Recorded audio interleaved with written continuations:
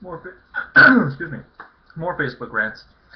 Does a secular majority actually ensure greater religious freedom? Was a question asked. My response here is, well, that is the definition of secular: fair and equal treatment to the religious of all types and the non-religious of all types.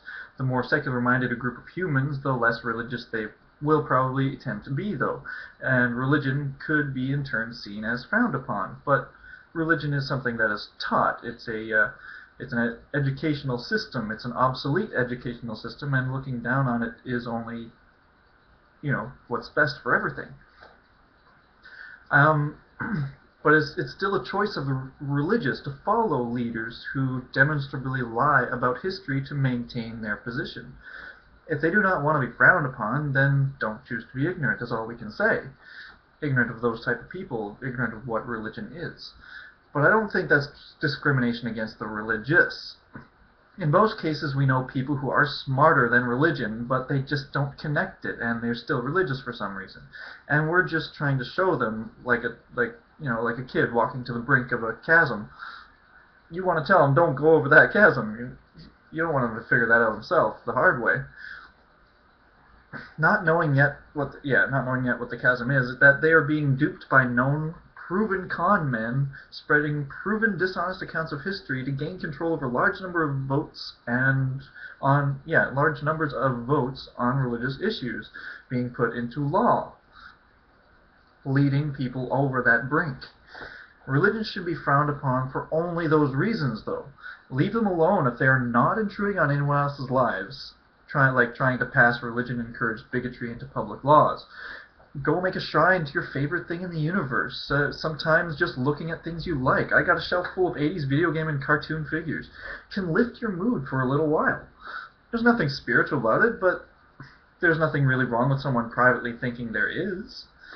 Just as long as they don't use it as an excuse to ignore the reality of any situation or to intrude on someone else's rights because their imagined spirituality says that the other person is doing something wrong even if they're not hurting anything, like religion encourages people to do.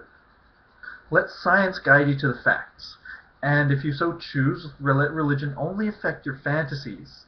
That's where they all belong until any of these gods can be shown to exist. And that's what these religious stories are. They're ancient fantasies. There's stories written by humans who were dreamed of something more than humanity. We're always going to have that. It doesn't mean there are gods. It doesn't mean there are not gods. It just means that we are creative. We see the people around us. We wish we had powers over other people the way that some people have over others. Sometimes we wish we could, beat up the bully type thing. So we write stories. In the stories, we can be anything we want. We can do anything we want, like artwork too. I used to draw. When I used to draw anything other than just full-figured women, I would, draw situations I wish I was in. You can do whatever you want when you create, and that's what creation is. It's a conscious mind that has the ability to foresee events and situations, using the downtime when you don't have to use those as entertainment.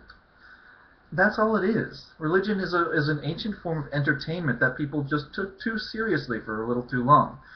And that's all it can really come down to. Making sure that... I'm not sure how this relates to a secular majority or whatever. I was probably just ranting off and going off on tangents here.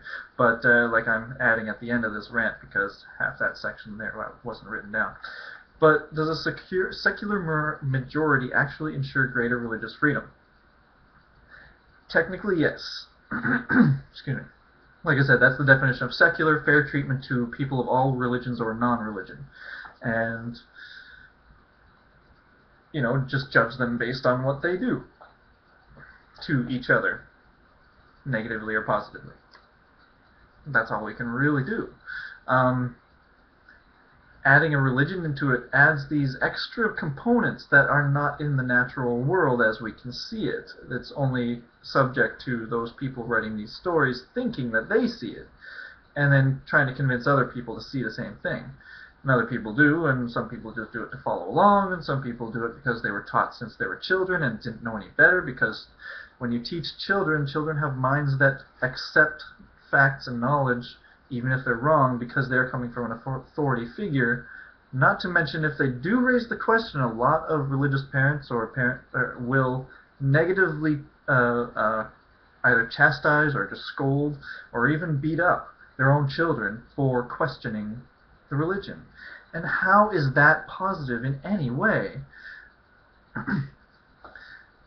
How does a religious majority ensure religious freedom? I guess if one religion takes over, all the rest of the religions have to sort of scurry away, just like the atheists. See, the pagans are kind of hiding too, and they're even more peaceful than any Christian I've ever known. But yeah, I guess this didn't really come to much of a point, but I believe it would ensure greater religious freedom in that, again, there would be laws against discriminating against religion, but not laws promoting any religion, you know? But then, once a majority accepts secular law, they tend to already be less religious, because religious people don't really tend to like secular things, because they want their bias put on it. They don't want no bias put on it. They want their bias, and then they invent the idea that science is a bias when it's the absolute most least biased approach to any situation. It's saying, you say that, prove it. That's all.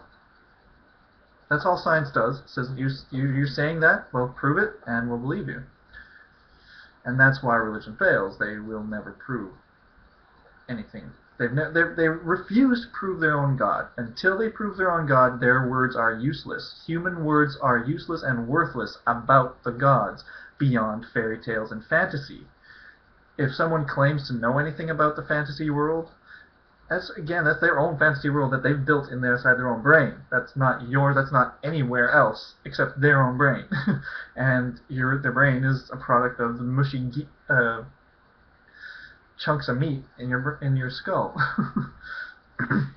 But yeah, a more secular majority society would probably see religion as less of a positive thing on a majority, just because religion adds, again, all these things like, one religion says that gays should be killed, and another religion says that non-believers in this religion should be killed, but then non-believers in this religion should be killed as well. So which religion are we supposed to follow? That's why we cannot have that's why we need a secular government. We have all these religions claiming to be the one and only perfect true things, and they all hate each other. And anyone who doesn't believe in anything at all, they hate them even more. It's like, you're not playing our game of cowboys and Indians, then we're just going to kill you instead. You know? It's that childish schoolyard mentality. That's all religion amounts to. Secular scientific approach to the world is adults saying, hey, we're not going to take any bullshit. Prove what you're going to say, or shut up. You have nothing to enter into our argument. You can talk about it on your own, you can make up your own stories, whatever you want. But this is reality here. We have to check this shit. And what we're checking on your shit is absolutely false. What we're checking on stuff that we're actually looking at, we're just seeing the facts, and we're writing it down as we see it, as we can come up with it, as our equipment is able to see and fine-tune certain things that we weren't able to see before.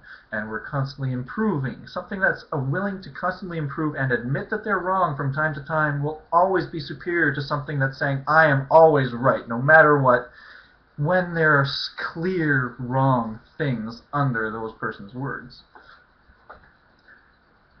It's just so obvious and blatant. I don't know how anybody can't see that religion is something that we should all reject. The world doesn't need to get rid of religion. Like, if we got rid of religion, it's kind of like just saying, well, if someone's saying, well, what's the point in that? We can't make the world better. Well, it might not make the world the greatest, but it might make it better. I mean, Having people not take less people take seriously the words of those that say homosexuals should not be married is a good thing. Removing religion helps remove that sort of bigotry, and removing any kind of bigotry is a good thing. How does anybody not see this, and how do those who do see it live with themselves and still believe it? I mean, uh, obviously the ones that are in the lead are the ones that have the huge jets and huge mansions and mega churches that gullible people feed money into, thinking they're helping something. Any money that goes towards a jet should have gone towards food to starving people in the town. The eye of the needle, you know, camel through the eye of the needle. It's just like a rich man getting into heaven. You know, how, you know, yeah. It's just blatant and obvious. Anyone that doesn't recognize it is either just closing their eyes, or they are hiding from someone who might hurt them for thinking differently. And that's who we're trying to speak to. You're not alone.